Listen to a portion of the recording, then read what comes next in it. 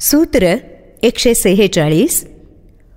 आशक्ष्व शृण्वातात नानाशास्त्राण्यनेकशः तथापि न तव स्वास्थ्यम सर्व विस्मरणादूते.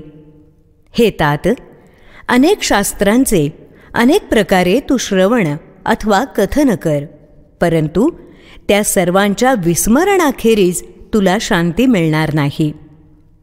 नाथ सांगतात, ज्ञानप्राप्तीसाठी माणूस अनेकविध शास्त्रांचा, नानाविध ग्रंथांचा अभ्यास करतो. खरं पाहता ही शास्त्र अथवा ग्रंथ म्हणजे त्या शास्त्रकर्त्याला किंवा ग्रंथलेखकाला झालेल्या ज्ञानाच्या माहितीचा संग्रह असतो. तो त्याचा अनुभव असतो. त्यातून माहिती मिळेल, पण खरं ज्ञान नाही. त्यासाठी स्वतःला अनुभूती यायला हवी. ती बाह्य साधनातून कशी मिळेल? त्यासाठी आपल्याच आत जायला हवं. शास्त्रांचं कथन अथवा श्रवण पूर्णपणे त्याज्य किंवा निरुपयोगी आहे असं नाही, परंतु त्याची मर्यादा निश्चितच ध्यानात घ्यायला हवी. शिवाय अशा शास्त्रांच्या कथनातून, श्रवणातून आणि सर्वात जास्त लेखनातून ग्रंथकर्त्याच्या मनात अहंकार निर्माण झाल्यास तो तर अधिकच घातक ठरतो.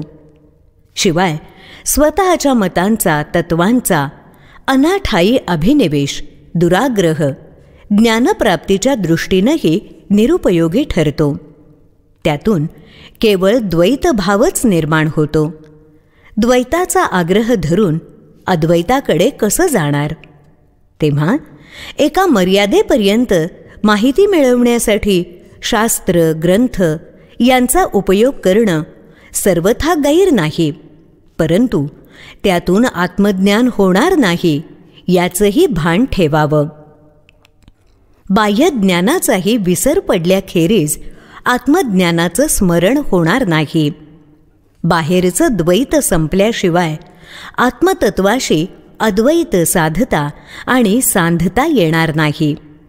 बाह्य ज्ञानाचं कवच खरं तर टरफलच गळून पडल्याशिवाय आत्मज्ञानाची गोडी अनुभवता येणार नाही. बाह्य ज्ञान तर्कवितर्क, अहंकार, अभिनिवेश निर्माण करतं. त्यामुळे चित्त अशांत, अशुद्ध होतं. विकार, विचार आणि भावनांच्या उद्रेकानं ढुळून निघतं. असं चित्त आत्मज्ञानाचं ग्रहण कसं करणार? स्वच्छ निर्मल प्रतिबिंबासाठी दर्पणही स्वच्छ निर्मल हवा.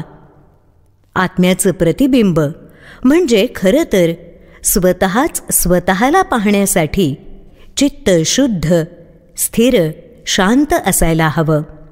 त्यासाठी सर्व बाह्य गोष्टींचं विस्मरण व्हायला हवं. त्यांच्यापासून दूर जायला हवं. इतरांपासून दूर गेल्याशिवाय स्वतःजवळ जाता येणार नाही हे लक्षात घ्यायला हवं.